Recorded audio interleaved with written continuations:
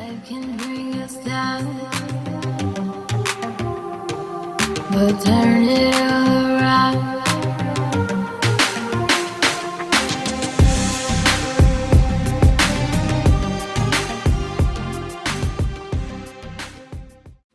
Life can bring us down, but turn it all around.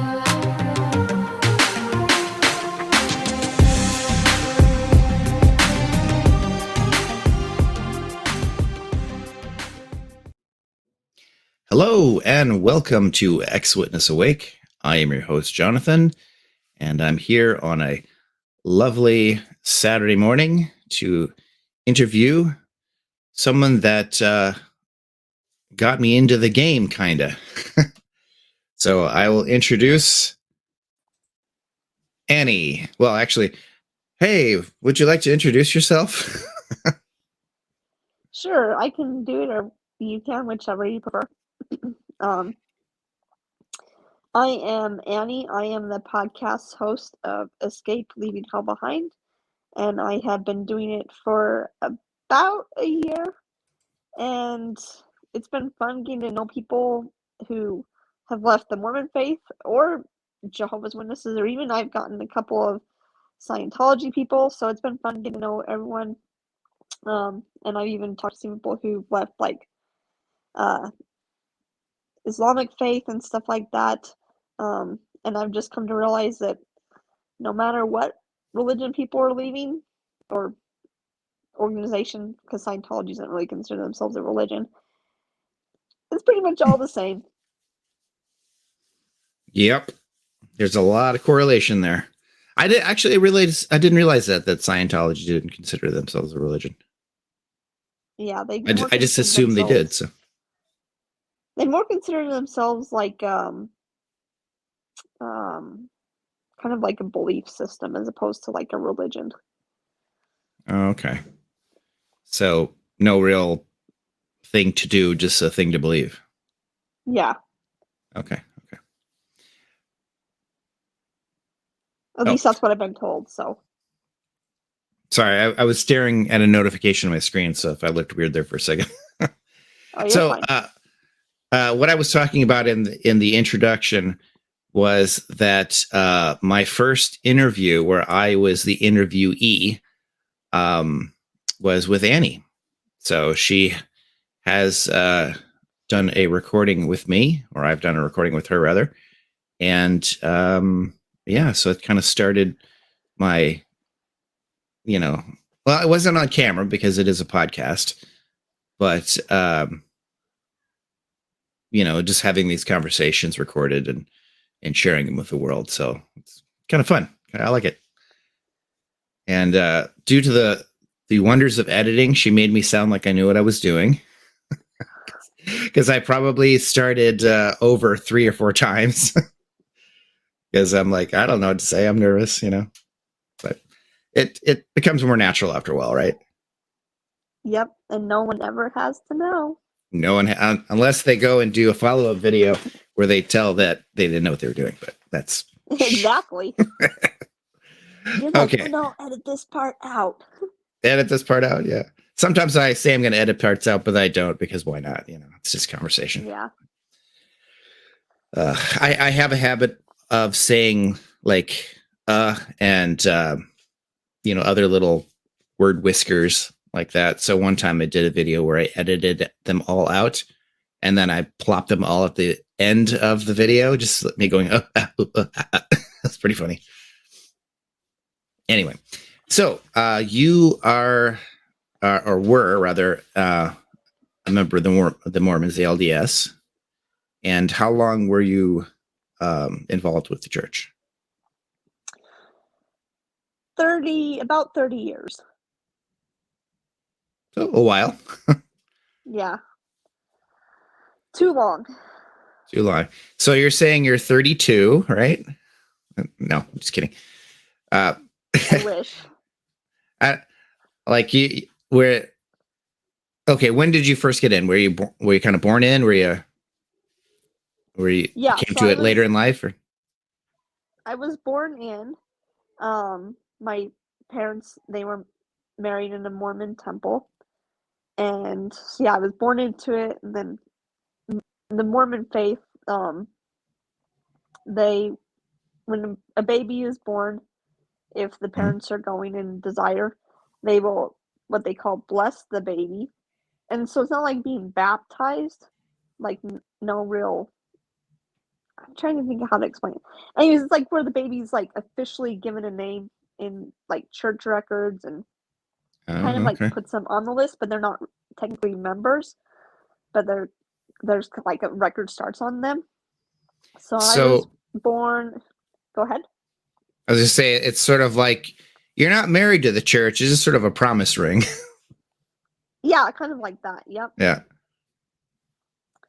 So I was born, and my parents blessed me, and then I went through, and then when I was 8, because that's the youngest people can get baptized in the Mormon religion, the Mormon cult, I like to call them, as when they're 8. And so then when I was 8, I was baptized, because my parents, like they were all in. And then I went through like all the normal Mormon milestones, Young Women's, which is like the program for teen and tween girls, and then they get like a Young Women's medallion where that's like do all this stuff, and they get like a little jewelry medallion piece. Oh, okay. And all that stuff. And then along the way, I started thinking it was bullshit, and then other stuff happened. And yep, when I was 30, I left for good. I had like stopped going other times, but I'd always come back. But then, yeah, when I was 30, I left for good, and that was it. All right, well, good for you. It's good when you know that you've had enough and you're like, I'm out, and you're out. It's probably a good feeling, eh? Yeah. Well, I guess I stopped going when I was 30, and I guess I was what you might call physically out, mentally out, but not like officially out. And then last year, mostly because I didn't want to give them that, like, I didn't want to give them that power. But then last year I got officially out. I used Quit Mormon, and I sent the Mormon church's lawyers cease and desist and told them to leave me alone. And 2 hours later, they officially removed me from their records. Oh, okay. Is that something that is something the church uses, or is that sort of an organization that, on behalf of people wanting to get out, will facilitate that? Quit Mormon? Yeah. Yeah, that was created by an ex-Mormon, and he doesn't tell people to get out. It is not church related. Okay. It seems like it would be sort of counterproductive for them, but I don't know. That's why I'm learning, just like everybody else. So, if they had their way, Quit Mormon would not exist, because they try. The person who runs it, his name is Mark. They try and the church's lawyers, they try and slow Mark. He's a lawyer.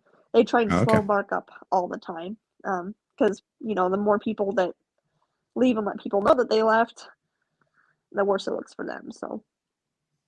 Yeah. And even having officially left, I'm sure they still keep tabs on me, because when I officially left, they just changed my email in their system. They didn't remove my account or anything like that. They just changed the email, which. Oh, so then when you find it, they just don't bug you, but you're still there? Yeah, I'm sure they still count me as a member. That's shady. Which is why I believe that they try and do whatever they can to not have to ever end up in court. Because I'm sure if they had to release their membership records, there would be some shady stuff. There might be some shady stuff that people would be saying. And everything I say is just just because I never know who's listening. Most everything I say is just my opinion. Like, I don't have proof of a lot of this stuff, so it's just my opinion. So anyone listening, don't take this as like, oh, she knows like for sure this is all for the most part just my opinion.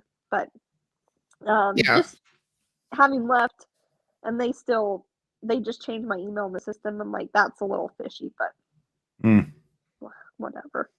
The missionaries aren't harassing me anymore. That's all I care about. That's good. Yeah. You don't need that. And a lot of what we say is just based on our personal experiences and what we've seen or heard. So, it's all opinion from everybody. Yeah. Unless you've got charts and graphs and stuff. I don't think anyone would be listening to this just because yours is primarily XJW. But the ex-Mormon Reddit, the church's lawyers, they have spies in the ex-Mormon Reddit. Oh. That kind of just peruse it to see what's going on. And that is why I go by the pseudonym Annie, Annie is not my real name. Okay. And okay, now let's do the reveal. Her name is no, just kidding. Nice try. Nice try. I'll put you off there. What's that? I'll put you off there. Okay. Well, I definitely would not sell you out there. If you're looking to keep information off the internet, I'm not going to be the one who's going to plop it out there for you. So. I knew you were teasing. No big deal. So you were saying at age 8 is that sort of an expectation that people are going to get baptized at 8 for the Mormons? Yeah. I mean, there's no like rule that if you don't get baptized at 8 that you're a bad person, but yeah, it's strongly expected that you'll get baptized at 8, and especially if you're a guy, that you'll go on a mission when you're 18 years old. It used to be when you were 19 for a guy, but now it's 18 for a guy. So yeah, if you're a guy, that's strongly expected you'll go on a mission when you're 18, and you'll get married in the Mormon temple and all that stuff. You'll have kids. You'll pop them out. Make more members. Kids, so yep. So yeah. How many approximately how many Mormons are there? Do you know? What do they say there are? I think they say that there's 16 million.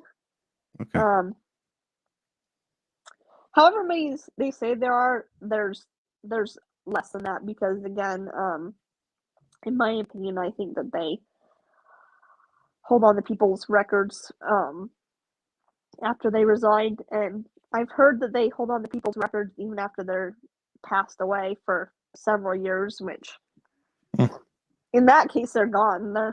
Yeah, no kidding. They really don't count. They're gone. And then of course there's all people who are what they call inactive, which is like physically out, mentally out, but haven't officially resigned. Right. Even if it's just temporarily physically out, mentally out, they still count those too. So for however, I don't know how many people are active members, but yeah, they say that there's 16 million members, but I guarantee there's not 16 million active members. So yeah, probably not. They've been saying that there's 8 million plus Jehovah's Witnesses for the longest time. It's like, doesn't feel like it's going anywhere. I wonder why. Yeah.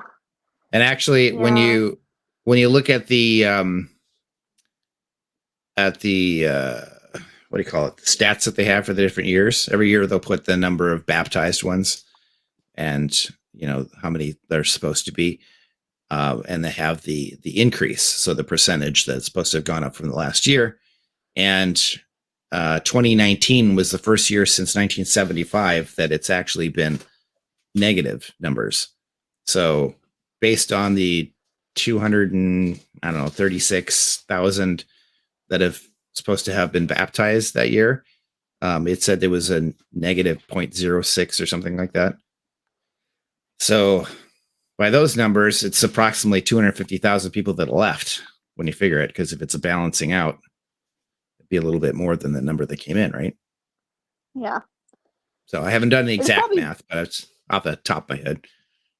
It's probably more than that have left JW faith too, because like I said, any religion, they're gonna try and upsell it. So I'm sure it's probably even more than that. So Yeah, we had a discussion maybe about a month ago or less that was we're not even sure that that's an accurate number, because if you look at their numbers, they're saying for the United States, for Canada, for different countries, Mexico, and that, and you're like, wait a minute, this doesn't seem to fit. So I'm not sure where they're getting their total. Oh, there you are. Yeah. I'm sure they try and I'm sure all religions try and make themselves look better. So I don't really pay too much heed to their membership numbers, because I'm sure it's all bullshit. And I hope I didn't say that on your That's fine. recording. So I don't censor people on my recording, so I forget that maybe sometimes people don't like that. So maybe just for comedy's sake, I can edit this and have it say baloney on top of your voice or something. No, I won't actually do that. But that would be funny. Oh boy. Okay. So what was the next thing I wanted to talk about? So you're saying you got out at age 30, and was there any particular thing that really started your doubts and started your questioning of your faith?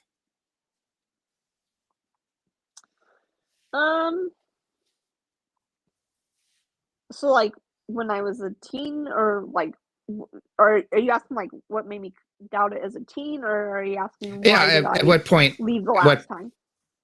No, just like what, because you think about it, there would be a certain point in your life where you're like, yeah, I believe this and this makes sense. And then something happens or a question pops into your head, or somebody has a conversation and you're just like, wait a minute. And then it kind of starts you down that road of deconstructing. What was that for you, would you say? Before I was baptized at 8, I had the Mormon church, their clergy are called bishops. So I had a bishop's interview when I was 7 going on 8 to get baptized, because you have to have an interview with clergy to get baptized. And this was 30 years ago, literally. And I was in there, and the bishop was going over like all the terrible sins, and of course, murder's a really big one. That's rightfully so. That's a really big sin. Mm-hmm. But then he's like, the worst one is when you murder someone else.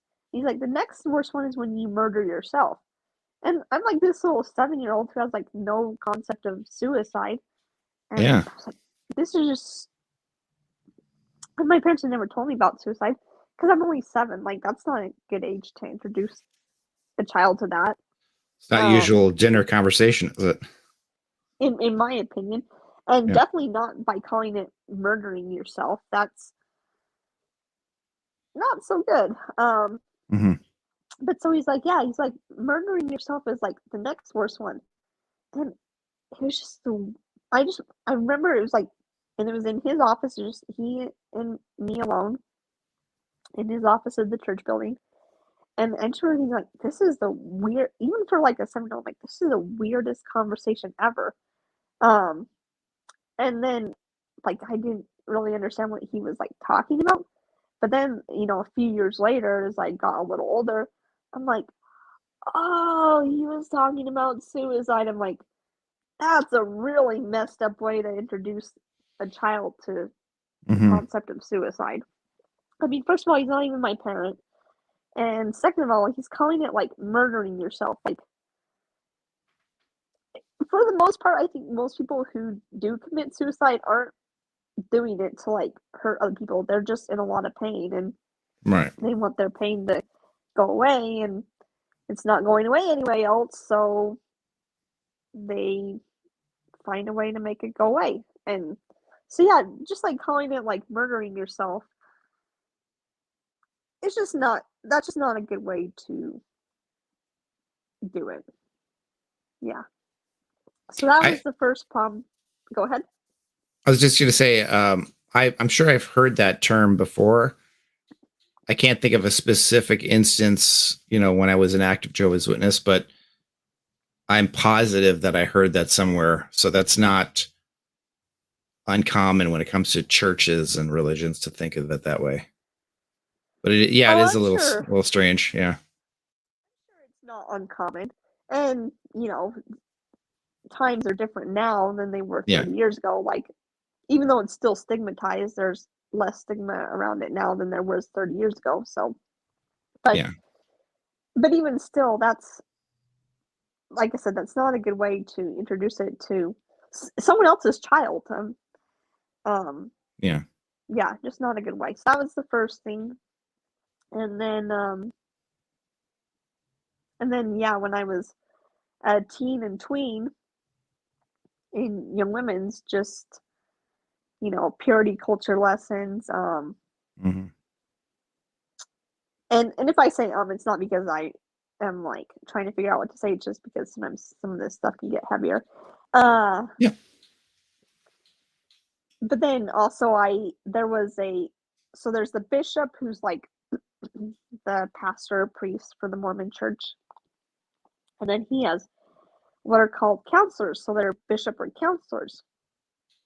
And they're like assistants and help him with stuff. And of course, like all of the higher up leaders in the Mormon church, they're all male, can't have female leaders. And so the one day in Young Women's, the one bishop or counselor, he was in there teaching us a lesson on sexual purity. And his stepdaughter's in the room too. And this was a common occurrence, by the way. And he had he was standing at attention. I'm like, this is so awkward. Oh, like, my God, this is so awkward. And yeah, it's just funny that he was teaching the lesson on sexual purity and the flag's up.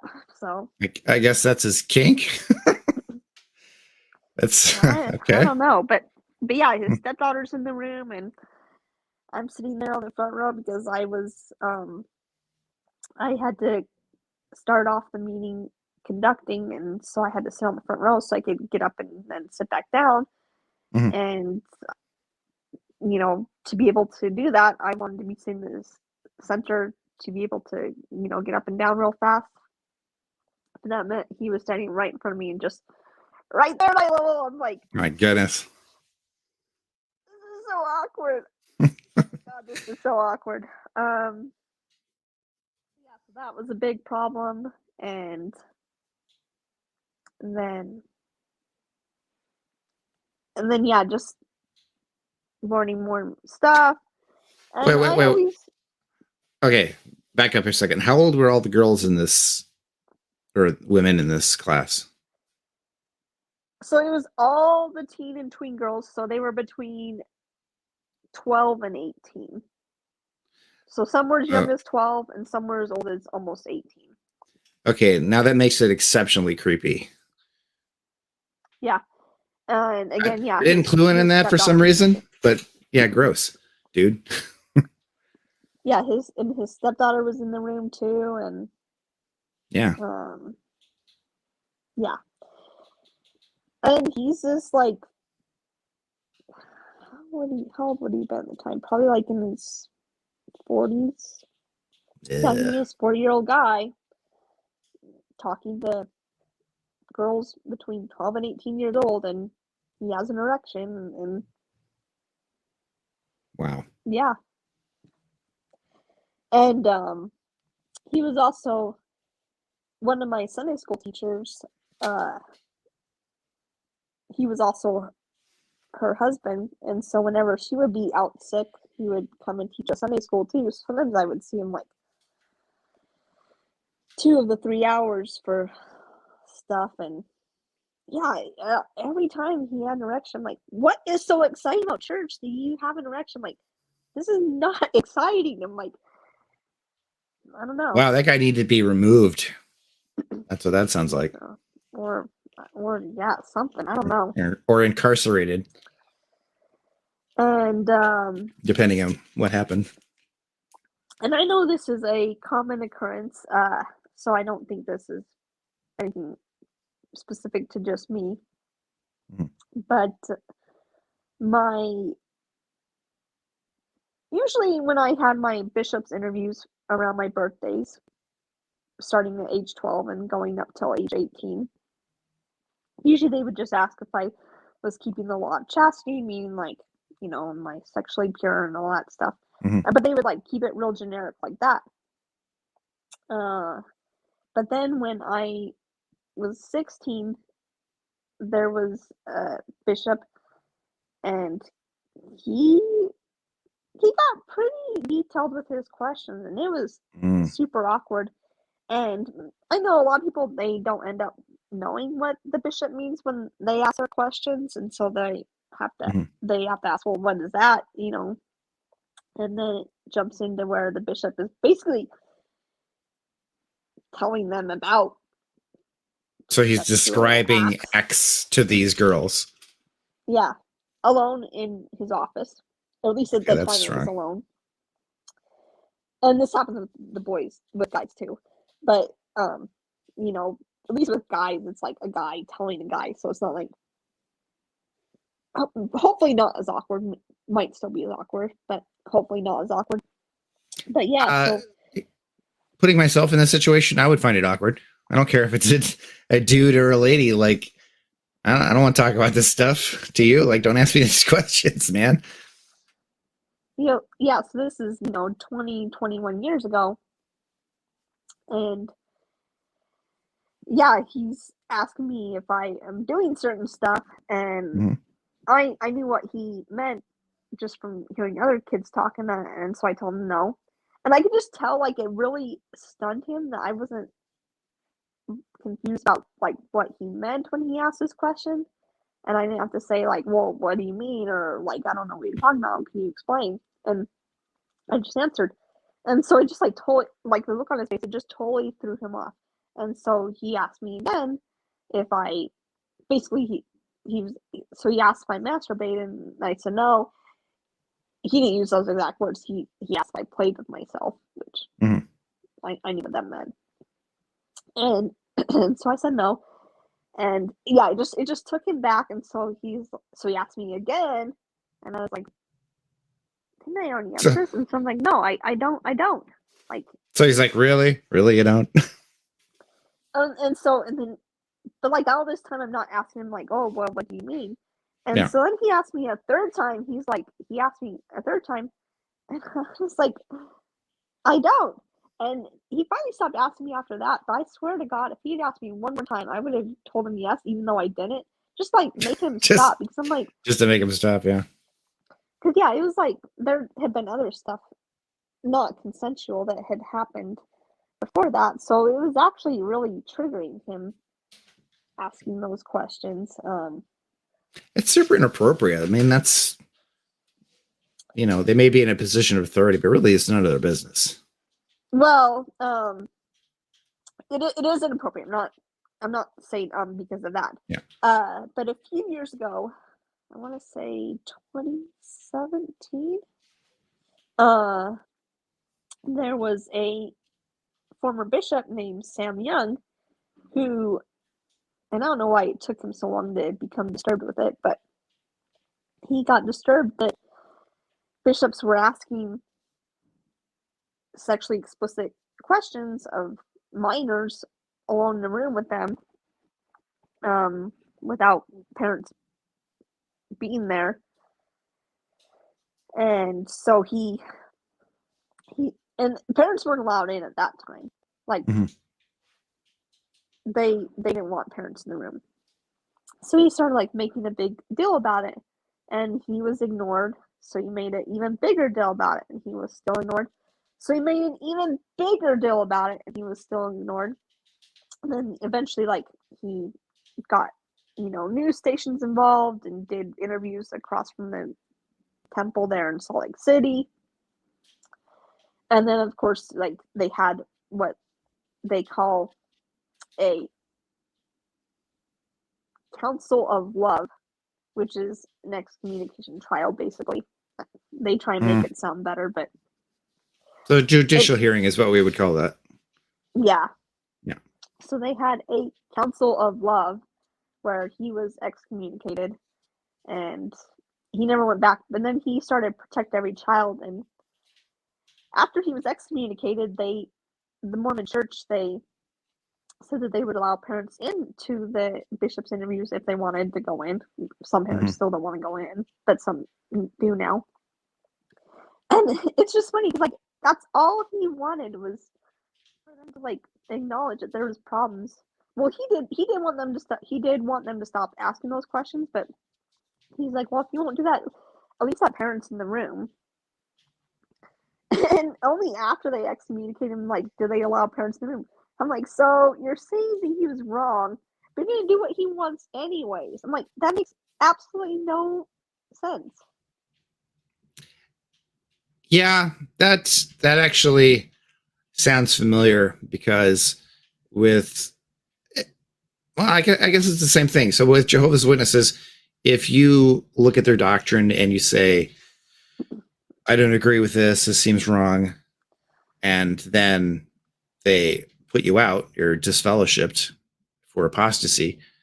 6 months later, they could change their doctrine, and it actually is the thing that you said, but because you talked out against it at the time, you're still excommunicated, you're still disfellowshipped, and they're not going to be like, you know, it's like where they change a law and everybody gets out of jail. It doesn't work that way. They just, it doesn't matter to them that you were right at the time because you were wrong because you talked against the church or against the organization. So sounds very familiar. Yeah, that's how it is with the Mormon Church too. Yeah, even though they changed it, they didn't let Sam Young become a member again. Yeah. So it seems like there's a lot of similarities with the organizations. Oh yeah, there are. And so yeah, so that was a big problem.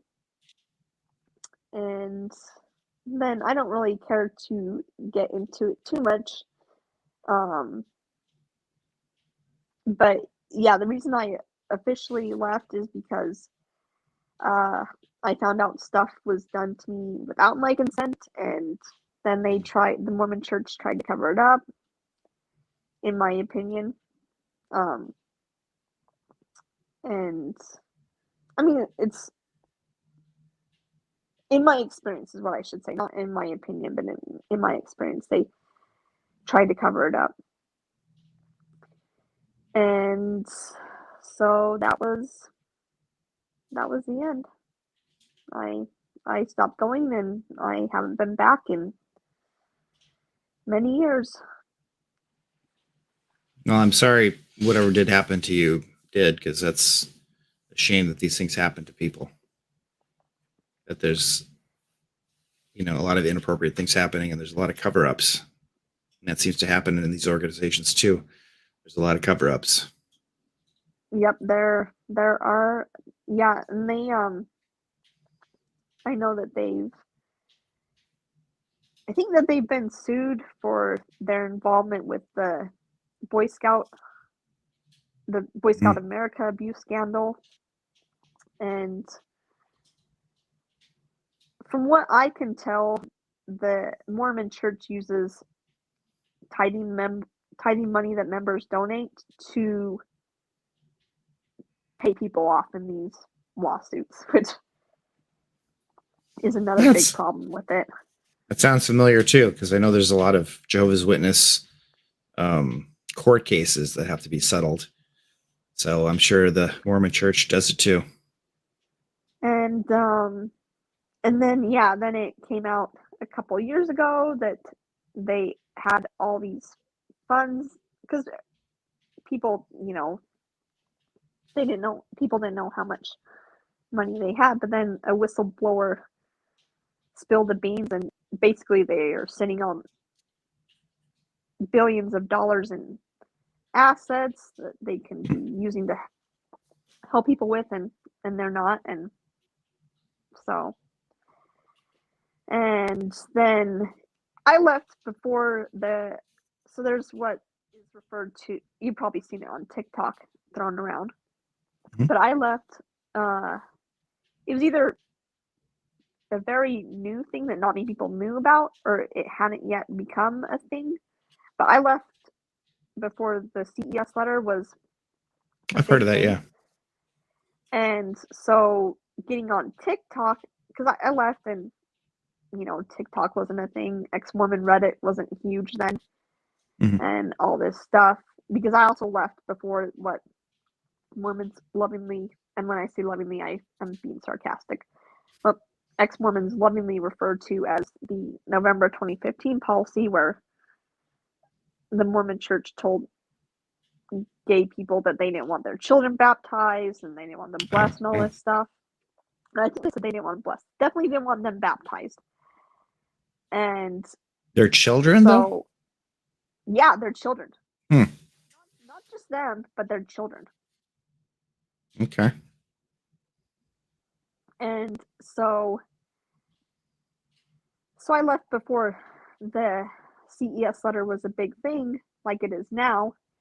And so I didn't know about like stuff like Joseph Smith's child brides and stuff like that. So I learned about that on TikTok, so I had to like kind of deal with that. And yeah, so the first time I stopped going and I went again, I was like, well, what harm can going do? Obviously, I know that now, and I didn't do that the last time I left. But, the first time I stopped going and went back, I was like, well, even though I don't believe this, like, what harm can it do? It's my family's in it. It's a good organization. And yeah, it's not a good organization. Doesn't sound like it. Yeah. I just lost my train of thought. I was going to ask something, but that's gone. I guess I shouldn't have had that swig of orange juice. You're fine. Yeah, so I would say that sorry, what was this CS? CES. CES letter? That's sort of like for church. It stands for Church Education System. So the CES letter. Okay. So that's kind of like a big thing in a similar way that the Australian Royal Commission has been kind of a big thing for Jehovah's Witnesses, though most of them don't know about it. That's the thing. There's very few that know about that.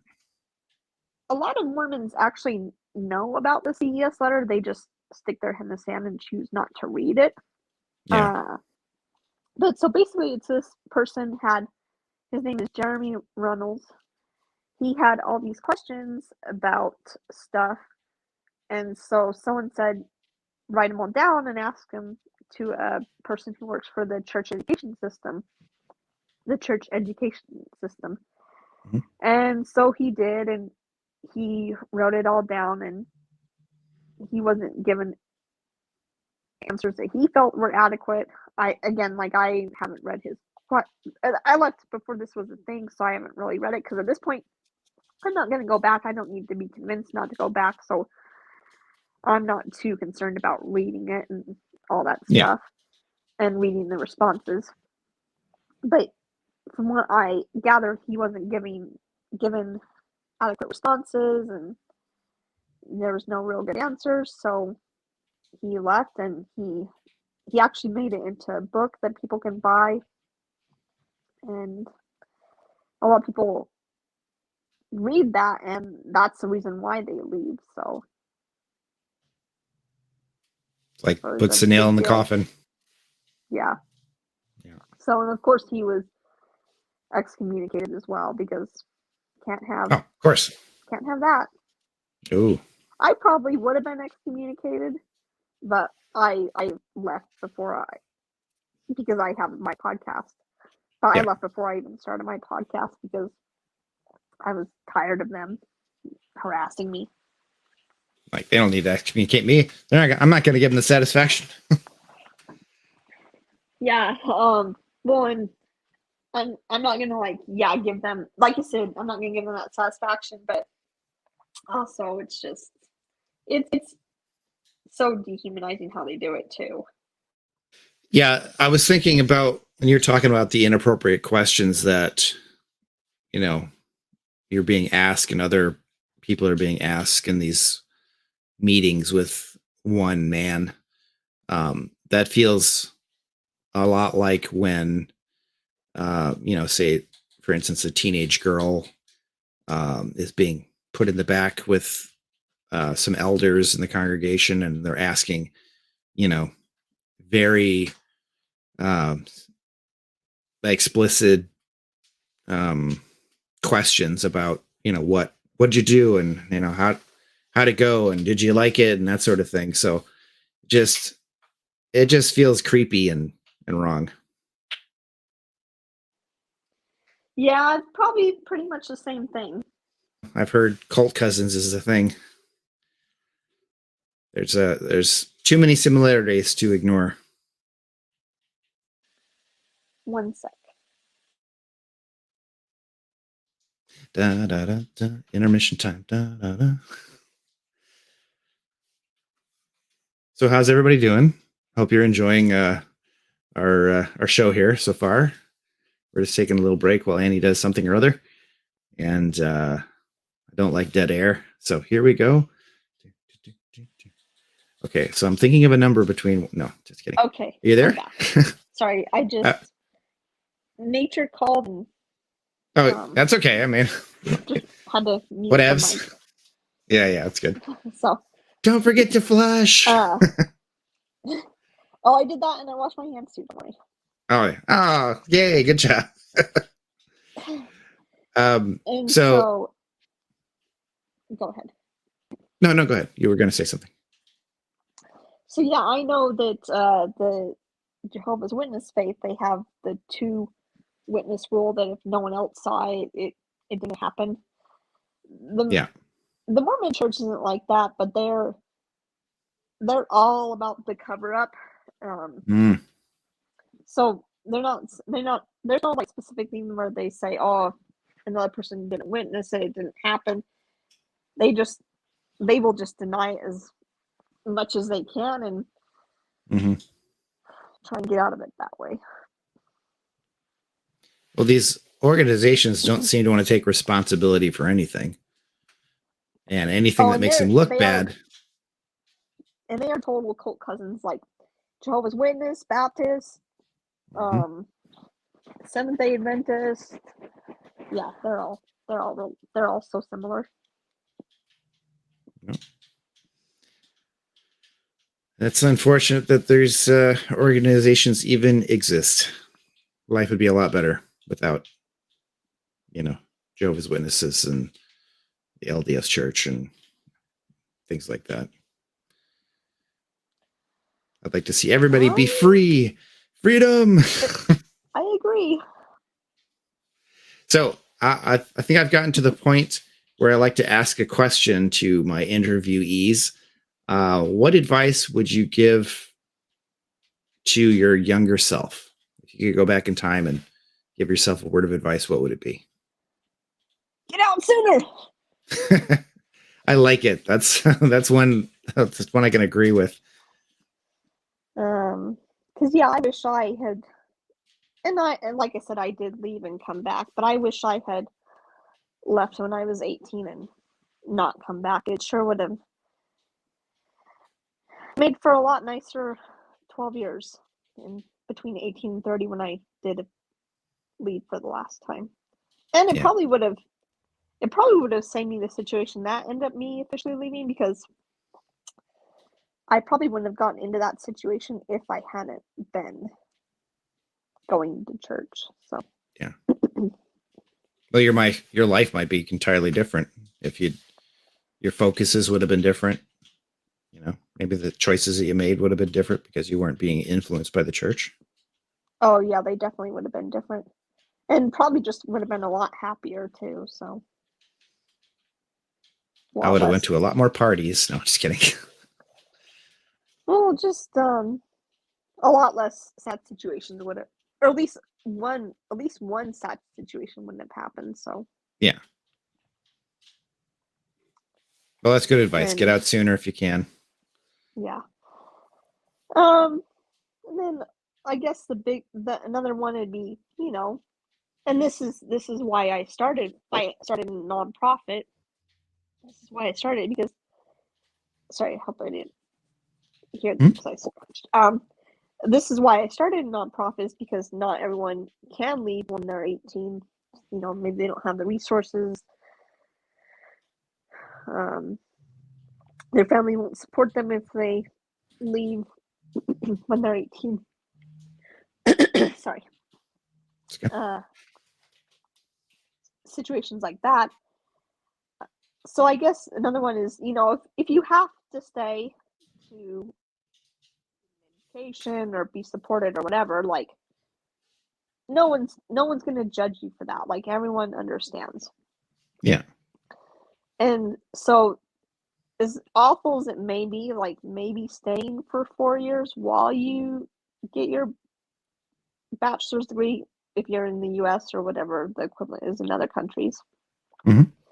Maybe staying for a few years after you are of adult age to get that support, that's not a bad choice. Like if that's what makes it so that you are able to not struggle later on, that's a perfectly valid choice. And then just finally, the last piece of advice I have, and I've told everyone who comes to my podcast this, is no one's story is more valid than anyone else's. Like I have a super salacious story. My story is not any more valid than someone who came on who just left the Seventh-day Adventist church because she wanted to have more fun. They're all equally valid. Yeah, we all have different experiences and different reasons for what we do, and they're all important, right? Yep. So that's kind of in the next question would be, what advice would you give to others considering joining the church? Don't do it. No. Excellent advice. My biggest thing would be and it's hard because a lot of people who join, they're either kind of like born into it like I was, and so it's kind of like indoctrinated in them, which at that point it's kind of hard to reach them because they're little kids and they're listening to their parents, or they're older people who maybe they've went through some terrible time, and the Mormon missionaries are actually, from talking to other people I've had on my podcast, the Mormon missionaries are trained to pick up on that and like use that to get people to join. And so people are not in a good place, and then they're offered Mormon faith as a solution, and so they're like, Mhm. "Oh, this will make me happy," and so they join. And then it doesn't always go like that. But now they're on their records, and like I said, there's that kind of tie now, and Mhm. then they're stuck. So I don't know what the solution is, because, and I'm sure this is true for most other faiths, but Mormons, they call anything against them anti-Mormon literature, and it's just Satan trying to deceive people away from the one true path, and It's all this apostate stuff. lies. Yeah, apostate lies, Mhm. and so they really frame it really terribly, when in reality, like going through school, when you write an English paper, you're not taught to just look at just one side. You have to look at the opposing side too. But that's not what happens with the Mormon faith. Like, you're only supposed to see their side and how they spin it. And so I don't know what the solution is there, because again, when people are joining, they're either like little kids indoctrinated, and they don't have the resources to do the Right. research, or they're going through a really tough time and they're kind of suckered into it. So I don't know what, besides being flip and saying don't join, which that's not really gonna like help anyone out. That isn't really anything. I mean, it is a good piece of advice, but it doesn't really tell people why not to join. Yeah. But anything that, you know, people can say, and if they're looking at something like this, they're probably not going to join anyways. Yeah. Which, Well, unless you're a kinda- particular commenter, I have one or two people that like to get on. There's one guy that likes to come in here regularly. So he always posts the same thing. So he's an active Jehovah's Witness, and he's very persistent. So I was just sort of playing a little bit and just, you know, doing a little fun conversation to try and just poke at him a little bit. So I call him Barry because he's like the bee in the Bee movie where he's like, this time, because he keeps posting the same thing. But anyway, yeah. Sorry, a little side story there. So hi, Yeah, Barry. so so I don't know what the best advice to people looking to join is. But that's kind of why my podcast, because there's an actual podcast called Mormon Stories where it focuses just on people who left the Mormon faith. Yeah.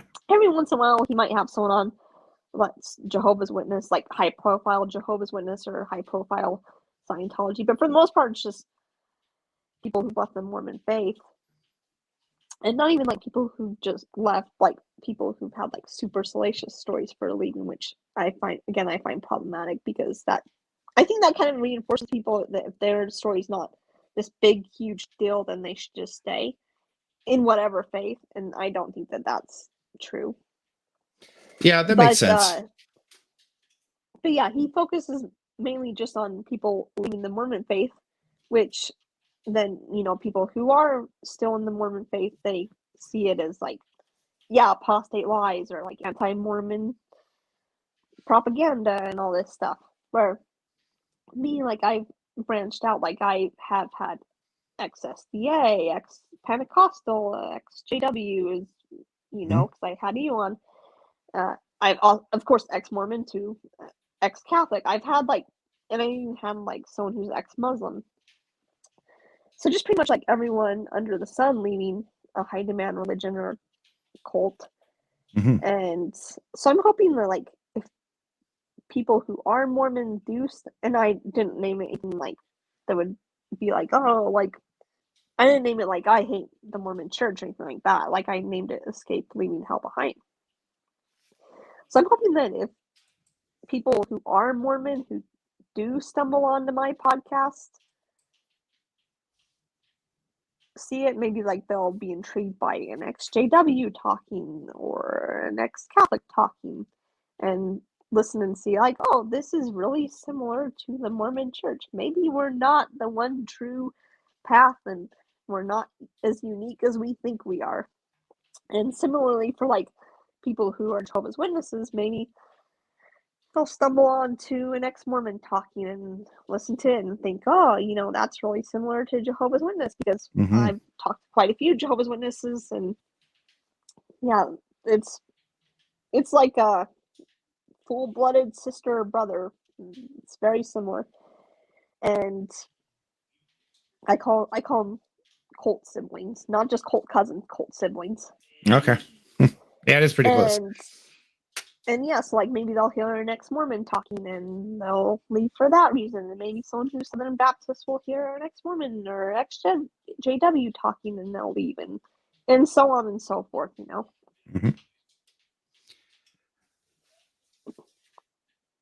What was I going to say now?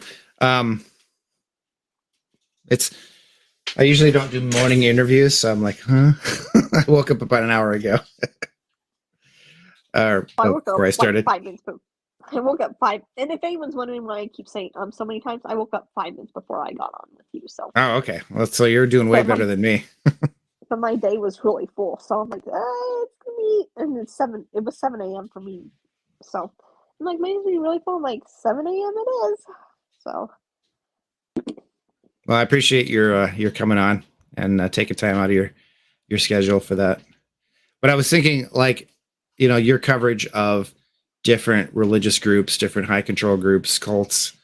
I also share that view because that's why my channel is Ex Witness Awake because I'm an ex Jehovah's Witness, but I also have this Apostate Coalition segment, and the hashtag and everything, because I also believe that people from different groups can relate to one another and they can actually work together to make positive change. So that's what it's all about, is apostates of different faiths or ex-faiths or what do you want to call it, working together to warn people and, hopefully help people who are looking to get out to make that transition.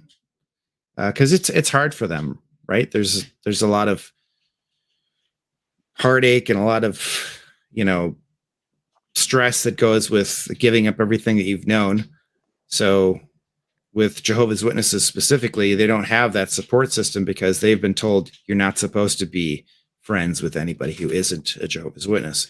So you're left with a situation where you've got nothing. So I don't know if that's kind of in that vein in the Mormon church, but I assume that they probably want you to be friends with Mormons and not necessarily be close friends with other people, right? So with the Mormon faith, there's no hard and fast rule about people like there is with Jehovah's Witness faith. I mean, obviously, some people, if they leave, their family will shun them, but that's not like a church policy like it is with Jehovah's Witness faith. But more so with Mormonism than Jehovah's Witness faith, they will like love bomb you and harass you and bug you and nag you a super amount to try and get you to come back. And whereas I think if I understand Jehovah's Witness right, like, I mean, obviously they want you to come back, but they do it kind of like the silent treatment route, if I'm understanding right. Yeah. So what they're doing is, it's supposed to be this loving arrangement to where you're being lovingly disciplined by God. It's really being disciplined by them. But if they figure, if you're lonely enough and you feel desperate enough that you're going to want to come back, even though you don't really want to come back because you don't want to lose your family and your friends. But it's a horrible way to treat people. It's not loving. You're purposely putting people into a stressful situation that maybe, I guess it depends for the reason they've been expelled, but maybe you're in a situation where you actually need help. And instead of giving your help, they're just putting you into, like there's a term called an oubliette. Have you ever heard of that? Mm-mm. So that is basically putting you like in an area where they just sort of forget about you. So it's sort of like that, where they just sort of like, you're out and then you're just gone. Oh, dogs are freaking out. I don't know if you can hear that. So, yeah, they just forget about you. And, I think occasionally, at least in the past, maybe once a year or once every couple of years, the elders are supposed to check on you. I don't know that they do that anymore, really. If somebody has been put out because they're an apostate, they're just not going to bother you anymore, because that's considered unforgivable to speak out against them. But yeah, they just basically forget about you, and it doesn't, and they unfortunately get your friends and your family especially to do the same thing. Most people who are Jehovah's Witnesses, their family are not going to talk to them. There's not really much of a situation aside from like, being in the hospital, and sometimes that's not even good enough. Yeah. And then you get the occasional ones that they're a little more, understanding, have a little more humanity, so they'll actually talk to their kids. But that's not the norm. Well, yeah, the Mormon church, yeah, like they don't leave you alone for 2 years. Like they're constantly like trying to get you back. Like the missionaries are always coming over. The primary is like the, from 3 years old to 12. The primary president will drop stuff off on people's doorstep for kids Oh yeah. of parents who've left and don't go. They'll drop stuff off on people's doorstep and stuff like, which is super creepy and stuff like that. Looking And, in your like, window. almost. And Yeah. then like coming by without like giving a heads up and all this stuff and just stuff like that. And yeah, my mom, like she never like, and maybe I would feel differently if she was shunning me, because I know that can be hard. Yeah. From having XJWs on my podcast. But my mom never passes up a prime opportunity to try and get me to come back to the fold. Mm. And yeah, she the last conference I watched was because I was visiting her and it happened to be on, and she was bugging me about it, and so I just was like, whatever, I'll just go watch it and just daydream. And it was shortly after everything closed down in April 2020, like, the whole world closed down for COVID. And there's what's called, I don't know if you've seen videos of this on TikTok, but there's what's called the Hosanna Shout, where they're waving the white hankies. I've heard of that. Hosanna, Hosanna. Yeah, I think there's been like a video of it to that. But so like they're waving the white hankies, and So what is that? What does that mean? it's something they do in the temple, and it's like this big thing. I don't quite know. I never went through the Mormon temple. I had heard about how it used to be, where basically like it was being felt up by a stranger, and I couldn't stand that thought. So I could understand how that might make you apprehensive. The Mormon temple. But it's something they do in there, is like part of the Mormon temple dedication. It's like this really big deal. But so they're doing it at the conference center, because like the world was closed down. So like the conference center for the Mormon General Conference, which is something they have twice a year in April and October, and one just passed like last weekend. And so the conference center is like totally empty. It's just the people speaking, and maybe a couple of crew to like record it to broadcast it around the world and on the internet. And so like they're doing like the Hosanna Shout, and the three of them are doing it, and then two of the guys are in unison. The one guy, he's just like off there on his own beat, doing his own thing. And my mom's like, she heard that they're gonna do, like, they announced that they're gonna do that, and so they said, if people want to go get their hankies, they can. And so my mom runs in her bedroom, because she has BYU TV. She runs in her bedroom, or she did have BYU TV at the time. She runs in her bedroom and gets her hanky, and I'm just like watching her to see what she does. And yeah, just there in her living room, she's just full on participating, waving her hanky at the TV. I'm like, oh my god, what is going on? But I can't fault her too much, because I probably would have done the same thing 20 years ago too. But If you were in that state of mind, right? Yeah. But yeah, now looking back at it, it's just super creepy. And it's like, it sounds like they're like, I love this song, I'm gonna get my hanky.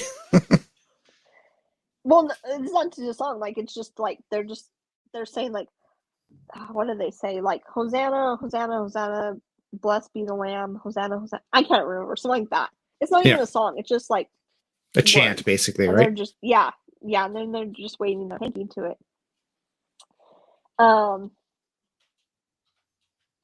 Lost my train of thought now, but yeah. So yeah, I guess I can't fault her too much, but it's really weird, because my sister, she listens to that podcast, Mormon Stories,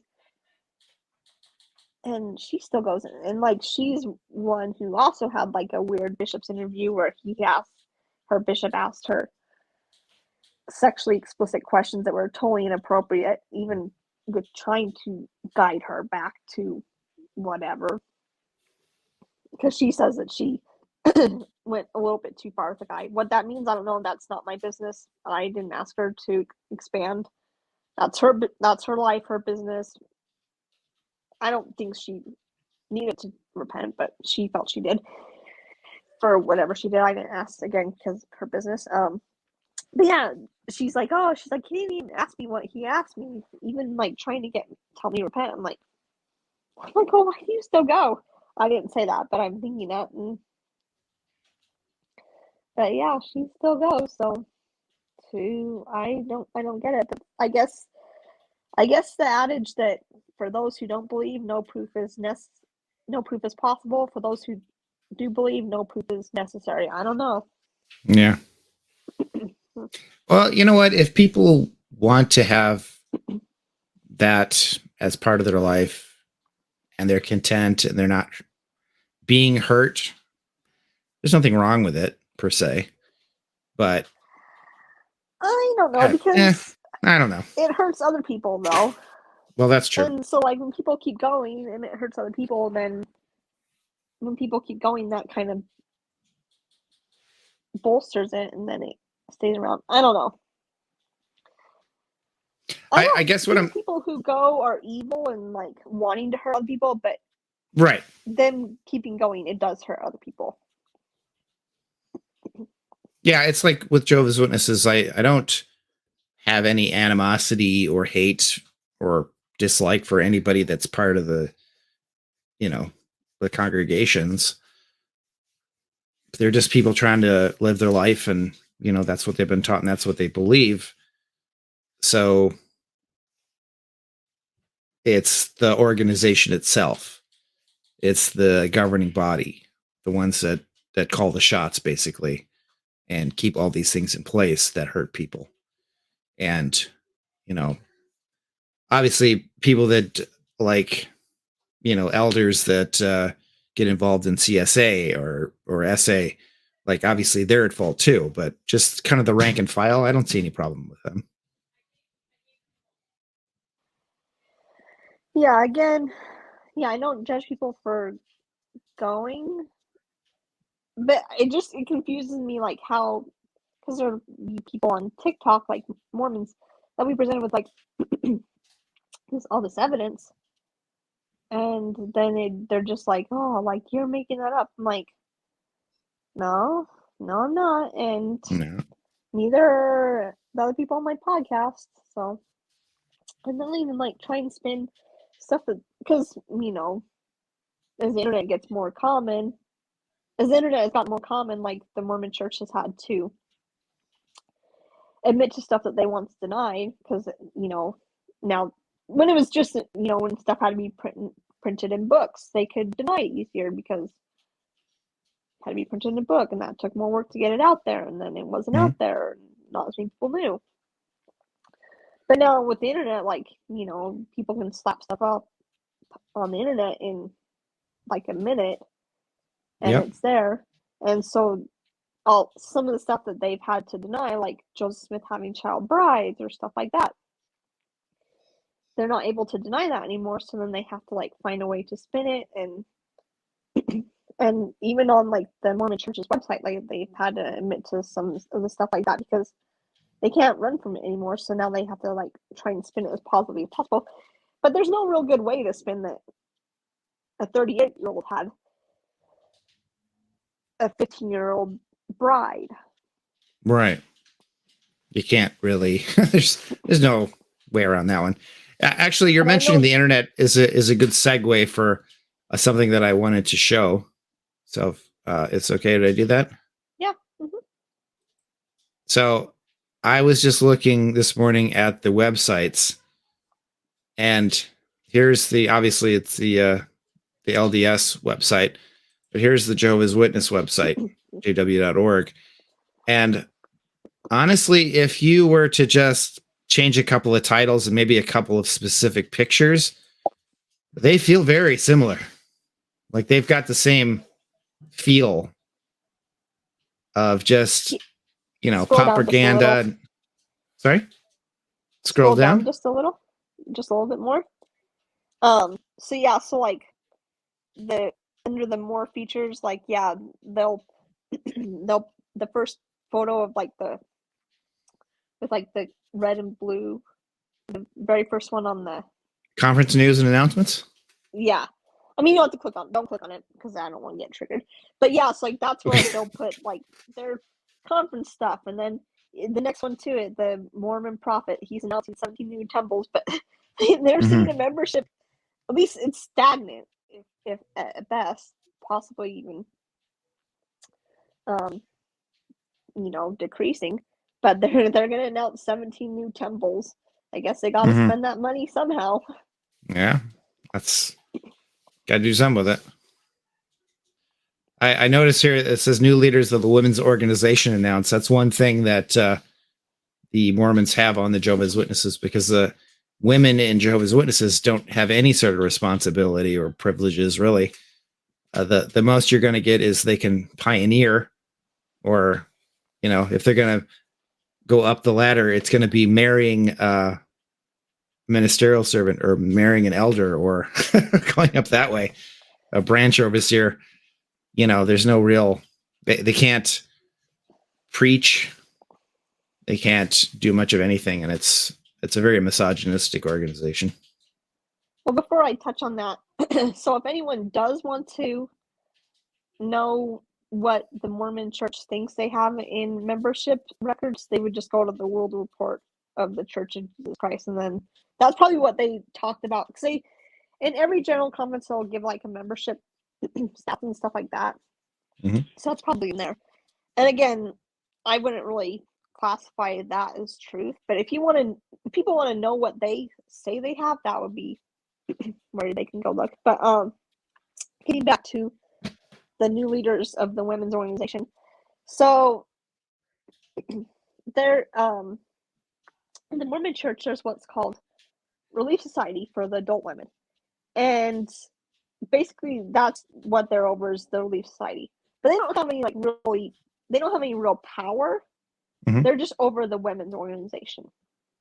Like they can't, you know, give people blessings or anything like that, or they'll never be a Mormon prophet. So it sounds like something neat, but really it's overrated. And a few years ago, they finally let women start, because up until a few years ago, when a person got baptized, it had to be witnessed by a guy. Well, they finally let women start being witnesses a few years ago, but the kicker is teenage kids can also be witnesses. So women in the Mormon Church have as much power as a 12-year-old boy. Yeah. And that doesn't sound great, does it? When you put it that way. And yeah, and then they won't let women who want to go on missions, they won't let them go until they're 19, whereas guys get to go when they're 18, which personally I think both of those ages are way too young. But they won't let women go out until they're 19, because women's purpose is to get married and have kids, and you know, they want them make babies on that, which in my opinion, getting married before you're 19, that's really, really young. And you know, guys coming home, more missions for guys is 2 years. Guys coming home at 20 and getting married, you know, sometimes by they're 21, that's also really, really, really young. Yeah, that's true. Like, I was watching a video on YouTube just yesterday or the day before, and someone was describing how, you know, in their Kingdom Hall, there was several couples that were engaged, and they were all like basically late teens. You know, they're all like 20. Yeah. or 19, 20 to 22. But yeah, Mormon women, they do not have power. And actually, she's actually been on my podcast, but there was a person who tried to push to have women be able to get the priesthood in the Mormon church, and of course she made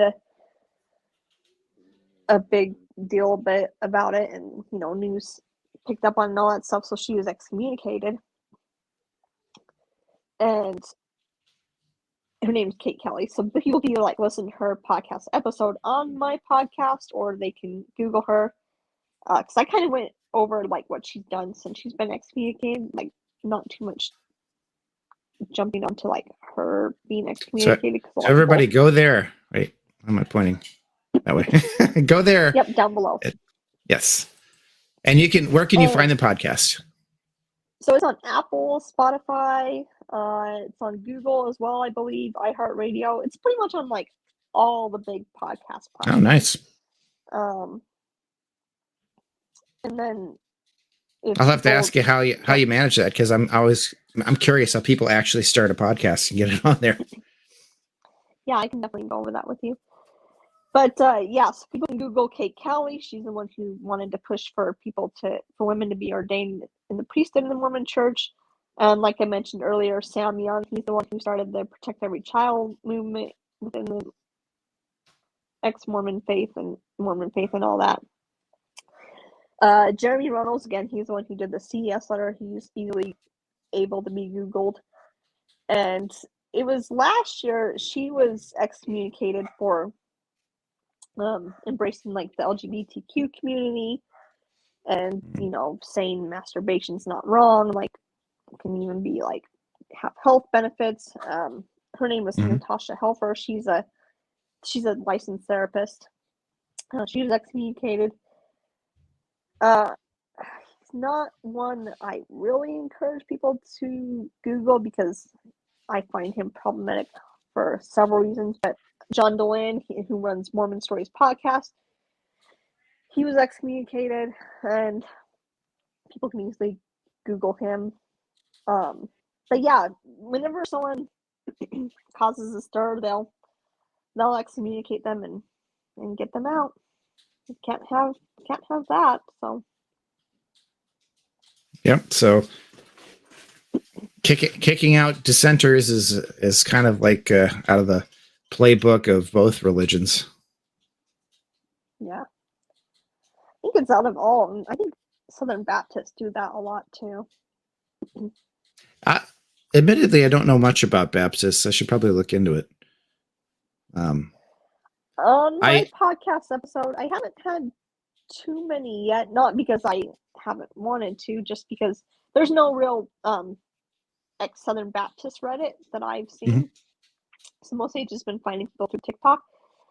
But because there's like ex-Pentecostal Reddit, XJW, XSDA, Scientology, of course, ex-Mormon. Mm-hmm.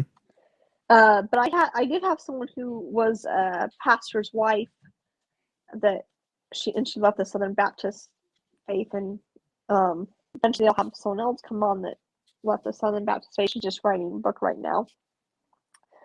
But yeah, there's a lot of similarities there too. And I cannot talk right now. XSDA and ex-Mormons, they have a lot of similarities because they both have a lot of weird dietary stuff, like no coffee, no alcohol. I know Jehovah's Witnesses frown on alcohol, but I think you guys are able to have coffee without a problem, right? Oh yeah, coffee's fine, caffeine's fine.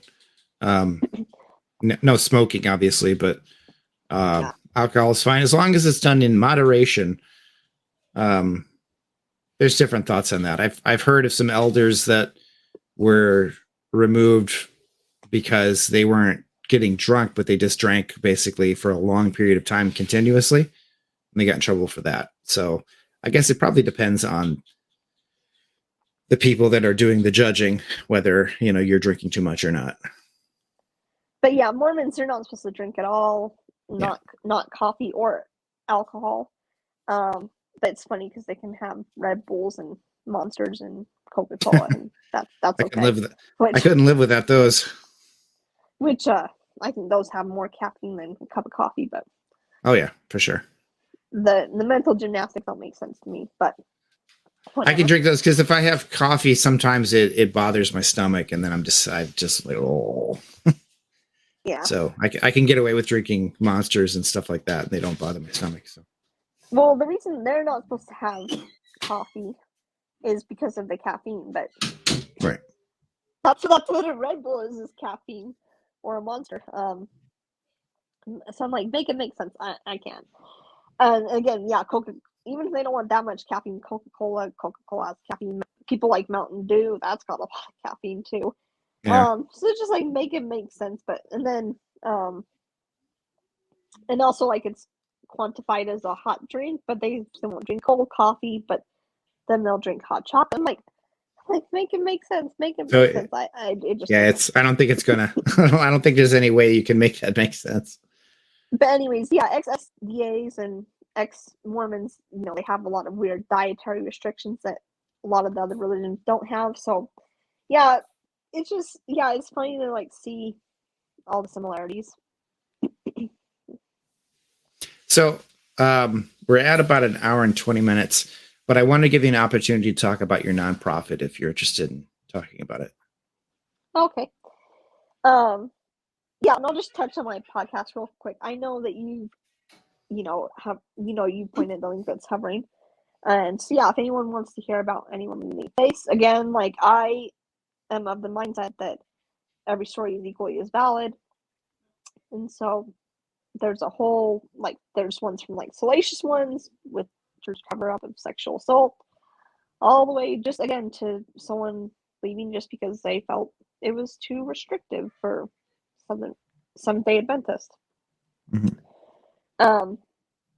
But yeah, having listened to people who come on my podcast, and a couple other reasons I'll touch on, but having listened to people who've come on my podcast, I've realized that, a lot of people struggle after leaving. They're cut off from their family, or they want to leave, but they feel that they can't because they don't have the resources. So I wanted to, and it's just barely starting out, so I'm, still trying to get people to donate so I can do this. And it'll come, like, I'm not worried about that. But, so it's still newer, so it's like getting the donations. But eventually I want to be able to, like, provide people if they need help with housing so they can leave. Then I can provide them with housing help or food or health insurance or medical bills, or big one is therapy bills, because God knows we're all messed up from the mental stuff that they do to us.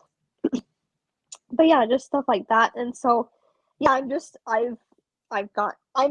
the US, so I've done with the IRS. I'm an official 501c3, and I'm actually awesome. a special kind where people donate, it'll be like a little bit more of a tax write-off than if they donate to like a private foundation, because I'm listed as a public charity, and which is nice, because it's always nice to know, like, if you are donating, that you can get the, for lack of better terms, get the biggest bang for your buck.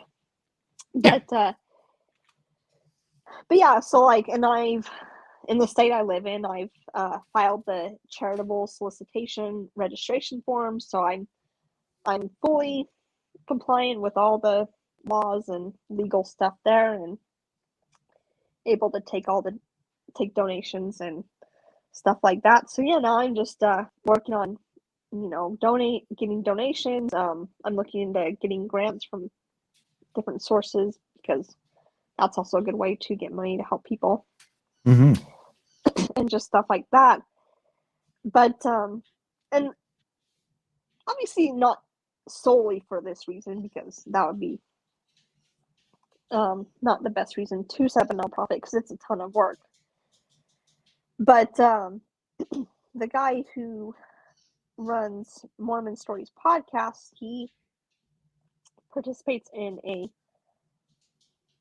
nonprofit that, and by the way, my nonprofit is not to fund my podcast. Like, they are totally separate. Sorry, say again? Can you hear me? Yeah, you just kind of were in a tunnel there for a second. Oh, sorry. I moved my earphone. Maybe that's why. I moved my earphone. Sorry about that. No worries. It said that the guy who is the host of Mormon Stories podcast, he participates in a nonprofit that, and I said that my nonprofit is separate from my podcast. Well, his Okay. nonprofit and his podcasts are kind of wrapped up into each other, which Okay. is, in my opinion, not the best idea. But if it wasn't like that, you know, it would be okay if he wasn't doing other stuff. But so he uses a large portion of donations to pay himself a very, very generous salary, which in and of itself wouldn't be a big deal if he was actually helping people. But from what I can tell, some of his helping people is buying billboards to display on the freeway, which how that helps anyone is beyond me. That's not going to give anyone food on their table or put a roof over their head. Yeah, that's sort of a different type of activism.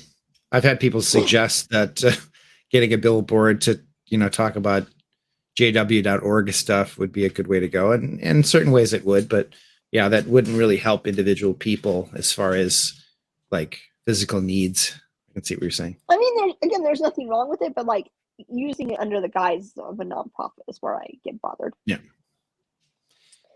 And so yeah, like he's paying himself this like very generous salary, and buying billboards, which again is not a bad thing, but it's not helping people either. And then like I think possibly even using it to kind of, and I don't totally believe this, but to like promote community through events. But in those events, people get charged. And I'm like, it's either like really poor community relations if you can't get people to donate, or unlike some people say that some of the board members donate the money for the events to happen, and that they do it out of the goodness of their heart, and they don't see any benefit. And that's likely not true, because if they are donating, they're probably donating to the nonprofit, and they're writing it off on their taxes. So it's not out of the goodness of their heart, and there's no other benefit. They're writing it off on their taxes, I guarantee. But like I said, like, it's, in my opinion, if they're not getting, and I think they probably are getting stuff donated, because the costs would just be astronomical otherwise. But if they're not being able to get stuff donated, then that's just terrible community relations, because especially in Utah, where most of these events are held, there's a lot of people who are disgruntled ex-Mormons, and all you have to say to them is, will you please donate to our nonprofit? You can write it off on your business taxes. And they would be, I mean, obviously not on like a prime day, but they would be more than happy to donate. And being in my profession I have done I've done events where I've had people to donate, and not even to like for nonprofit causes, just ask them to donate for other purposes, and I've been able to get that. And so it seems a little fishy that people say that there's all these costs when it seems like they're probably getting stuff donated, and they're just saying that there's these costs, and I don't know.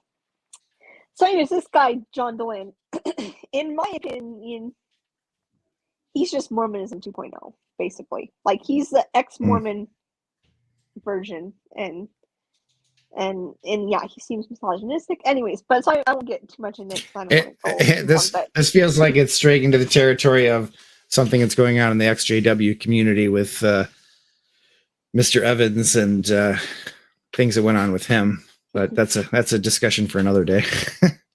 It's a very dividing thing right now. So I put out a video a while ago, and I'm just going to leave it alone. well, it's proof that people can leave a religious organization, but then they'll look for like a replacement cult, and that's another thing. Like with my podcast, I don't want to be anyone's leader. In Right. fact, I would prefer not to be anyone's leader. Not just don't want to. I actively work against being anyone's leader. I don't want to be anyone's leader, and I definitely push the other way to not be anyone's leader. That's a lot of pressure. And same with my nonprofit. I don't want to be another. I don't want to be a replacement cult. Right. So yeah, my podcasts and my nonprofit, they're not meant to be replacement cults. And I mean, if people want to use them for community, they're fine. But I'm not going to push a community on someone. That's not, because that's basically what the Mormon Church is, you know, wants to push community on people. And yeah, I'm here to help people and not be a replacement cult that sets people back in their, you know, deconstructing and trying to become a healthy person. And I actually, like, I'm still involved, obviously quite a bit. But I actually find it I'm very happy when people transition out of ex-Mormon TikTok or spaces, because that means that they feel that they are ready to move on. Like, it's not healthy to always stay mad. Not that you or I are mad still. Yeah, I get what you're saying. Always stay mad or like always stay in that bitter space. And if people feel that they need to leave, and I'm like that's great. Like, you know, people aren't meant to always be like in a stuck position. Like they should be being able to, even if they stay, you know, be able to like process through their stuff. Mm-hmm. Yeah. So some people do this type of thing because they're just like, I'm so mad, I'm not going to take it anymore, you know, and that's kind of what they're doing. Whereas other ones might still be a little of that, but they're trying to help people. And then there's ones that have basically like, you know what, that was my past and I'm cool with my life now. And I just want to help people. And that's kind of where I'm at. I'm not like angry and actively like, oh, those Jehovah's Witness, you know. That's not how I feel, right? Oh, did I lose you? Oh, and she's gone. Come back. Where'd she go? Oh, there we go. Sorry, I was getting so worked up that I just like I threw you out. Like, I threw my arms up and you went away. I don't know what happened. Anyway, yeah. So I'm not actively, you know, angry per se. Like, there's some certain things that yes, I do get upset about when I see them, but mostly I just want to help people, and I think you're at that same part too. Well, I go through phases. Right now, I mean, it's calmed a little bit, but when the pandemic started, I was in like another phase of being actively angry. But that's not why I started my podcast, because there's a lot easier ways to express your anger that don't take up as much time. So yeah, my podcast and my nonprofit, they're to help people. They're not to spite any church. I mean, of course, I hope that people do listen to my podcast and they leave, because I feel that the Mormon faith and other faiths are harmful. But I'm not out there, you know, I'm not going to go stand in front of a Mormon church with signs and be like, oh, you evil people who go to the Mormon church need to leave. So some people like to go out with signs. I mean, I don't have time for that, but I'd rather do it from the comfort of my home. Yeah. Well, I don't think that that's the best way to do it, because I think that's just going to cause people to shut down and dig in their heels. Yeah. And that's why I don't go to like people who are Mormons on TikTok. Like I stick to people who are ex-Mormon. Like, if people who are Mormon stray into my space or into someone else who's ex-Mormon space and say something, I'll respond.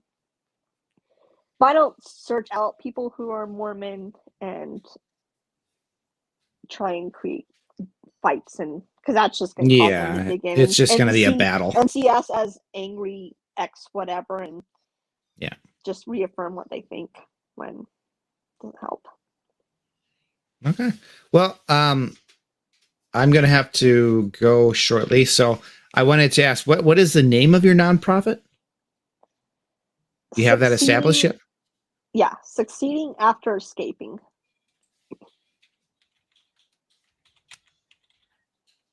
See, I'm not going to spell it out. Succeeding After Escaping. Okay, I can put a link in the show description for that. Is there somewhere you can actually, like a website you can go to? Not yet. I am Not yet? working Okay. on that though. Okay. But I'll just put a note of it, and that way, in the future, if people can search it out, they can. I think that you're on my mailing list for my podcast, and I have Mhm. done an update about it with like a link to a website donor box, I think it is, where if people want to donate, they can. And there I linked the link to the IRS where people can see that I'm an actual non, because again, in the ex-Mormon space, there's been a couple of people who kind of misrepresented themselves. One person misrepresented themselves as a therapist when she wasn't, a licensed therapist when she wasn't. So I actually have I believe I have on the website where people can donate. I think I linked the link to the IRS. If not, I know that I linked it in my update, and people can share that link. Okay. I'll check it out. I'm legit, so yeah, people. I'm not afraid people will look me up. I'm very bad, so if I didn't see it, you'll understand why. Because that's, as you can see, I have like almost 7,000 unanswered emails. So I'm really bad because I have a lot of junk mail, a lot of business stuff that I don't really need to look at. So a lot of things can easily get lost and that sort of thing. So, but I'll find you, and I'll put that link to. So if people would like to donate to your cause, they can do that. So. And yeah, obviously, like I'm open to people from international locations outside the U.S., like other countries or like other continents donating to. It just probably wouldn't be a tax write-off like it would be in the U.S. So yeah, you just get the good feeling. Maybe eventually I can work towards that, but for right now, just baby steps on like I'm actually legit in the U.S. and like so next step I can down the road now I want to focus on helping people down the road. I can focus on becoming international nonprofit, but right now, gotta stick to just the U.S. Oh, and that reminds me. So depending on when this is released on YouTube, either thank you so much for all the donations that you gave to the Ukrainian a fundraiser, or I'm going to be doing that. So somewhere in there is the truth. Is right now I'm planning in the next 2 weeks to have a fundraiser for Ukraine. So we got helping people all around here. But yeah, and I can TikTok message you the links to those too, so to make it easier. Okay, wonderful. All right, well, you know what? It has been a pleasure having you on here. It was nice. I felt sort of like that Star Wars scene. Like, at first I was the learner, now I am the master. I came back and now I'm interviewing you. Yeah. So it's fun. And then if you want to ask me any quick questions, I know you probably have to go, but if you want to ask me any quick questions after we are done here, you can. Sure. About podcast stuff. So sounds good. So I'm going to say, please like, share, and subscribe, and please check out her podcast, Living in Hell, Leaving Hell Behind, rather. And it is like living in hell when you're a Mormon or a JW or whatever. It's true. And thank you for watching. So everyone have a great day. Thank you for tuning in, and I will catch you next time. Bye. Bye. What if this was your destiny? All that pain just so you could see everything you need is inside you. Everything that you need is inside you.